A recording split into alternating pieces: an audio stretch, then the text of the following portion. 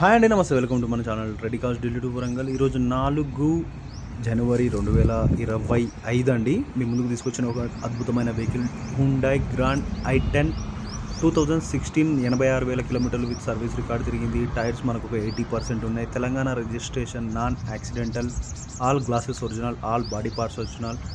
ఒక government school teacher గారి vehicle అండి. వెహికల్ ఎక్సలెంట్గా ఉంది.